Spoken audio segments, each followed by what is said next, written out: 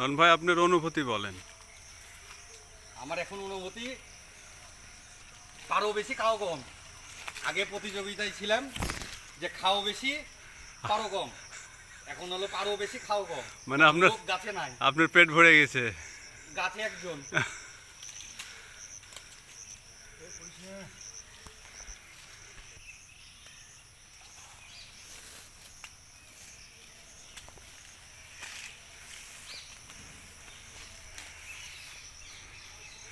আমরা সবাই আজকে অনেক মজা করছি, সেই শৈশবে ফিরে গেছি।